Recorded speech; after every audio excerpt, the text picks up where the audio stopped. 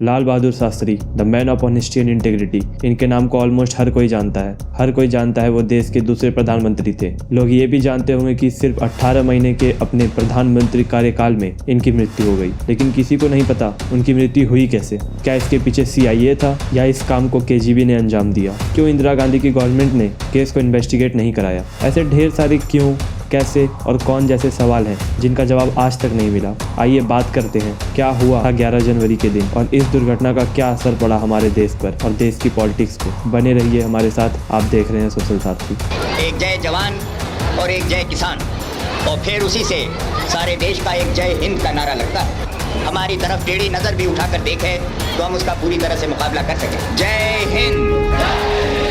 लाल बहादुर शास्त्री का जन्म 2 अक्टूबर 1904 में उत्तर प्रदेश के मुगल सराय में हुआ था। बड़ा दुखद है कि बहुत लोगों को ये तक पता नहीं होगा कि 2 अक्टूबर पे महात्मा गांधी के अलावा इनका भी जन्मदिन आता है। शास्त्री जी PM बनने से पहले ministry of transport and railway और होम मिनिस्टर भी रह चुके थे। 1952 से 1956 तक शास्त्री जी रेलवे मिनिस्टर थे। 1956 में एक ट्रेन एक्सीडेंट होने की वजह से इन्होंने अपने पोस्ट से रिजाइन कर दिया। इन्हें man of honesty and integrity यूं ही नहीं कहा जाता। जवाहरलाल नेहरू के डेथ के बाद 9 जून 1964 को शास्त्री जी ने देश के दूसरे प्रधानमंत्री के तौर पे शपथ लिया। अनफॉर्चुनेटली शास्त्री जी का PM टेन्योर सिर्फ 18 महीने का था, लेकिन उनके काम बहुत ही बड़े थे और उनका व्यक्तित्व उतना ही विनम्र। शास्त्री जी ने देश में फूड शॉर्टेज की दिक्कत को टैकल करने के लिए व्हाइट रिवॉल्यूशन और ग्रीन रिवॉल्यूशन को बढ़ावा दिया, जिससे हमारे देश में मिल्क एंड फूड प्रोडक्शन में बहुत बड़ा उछाल देखने को मिला। 1965 में पाकिस्तान ने इंडिया पे अटैक किया। 22 दिन चले उस संग्राम में भारतीय सेना में अर्जुन तो बहुत थे,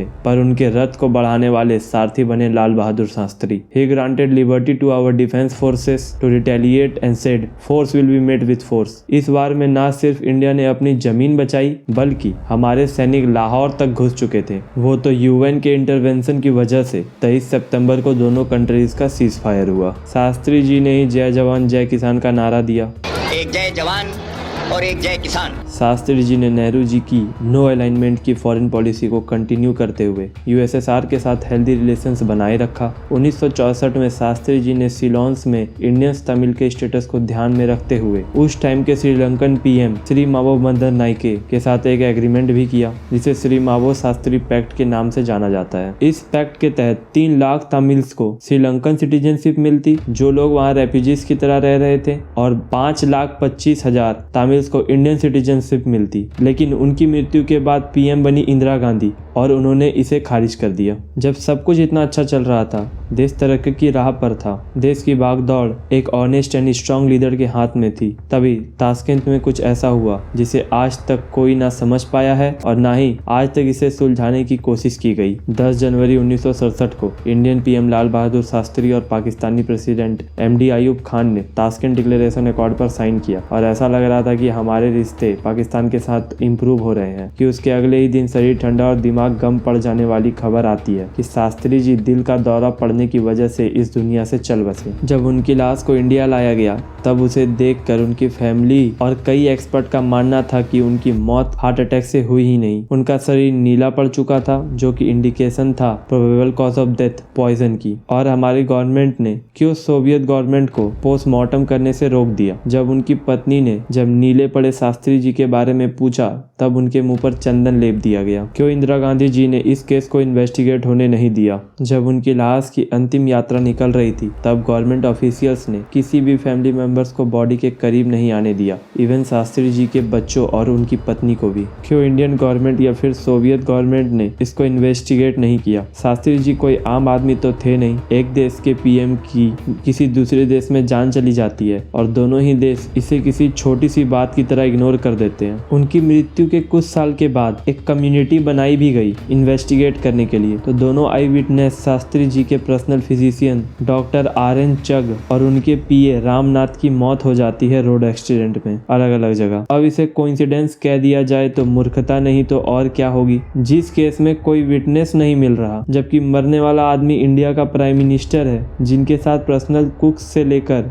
मेडिकल टीम तक होती है, और वहाँ 2 विटनेसेस सामने आते हैं, दोनों की मौत रोड एक्सीडेंट से हो जाती है। हमारी गवर्नमेंट ने जो इस केस का प्राइम सस्पेक्ट था, जिसने शास्त्री जी का खाना बनाया था, एमडी जान को भी कस्टडी से छुड़वा दिया। और तो और एमडी जान तो शास्त्री जी के डेली कुक थे भी नहीं, उसे सिर्फ ताशकंद में खाना बनाने के लिए क्यों रखा गया। इस कॉन्स्पिरेसी में ऐसा सस्पेक्ट किया जाता है कि इसमें CIA या KGB का हाथ था, लेकिन इससे CIA या KGB को मिलने क्या वाला था। CIA का नाम इस कॉन्स्पिरेसी में इसलिए आता है क्योंकि ऐसा माना जाता है USA चाहता था ताशकंद डिक्लेरेशन फेल हो जाए, क्योंकि वो दौर था कोल्ड वार का। उस दौरान USSR को पूरी तरह से आइसोलेट करना चाहता था। KGB का नाम इसलिए आता है क्योंकि ऐसा माना जाता है कि शास्त्री जी ताशकंद डिक्लेरेशन पर पूरी तरह सहमत नहीं थे, क्योंकि उसमें कश्मीर को लेकर पाकिस्तान का स्टैंड क्लियर नहीं किया गया था। और ये बात शास्त्री जी देश में आकर बोल देते और USSR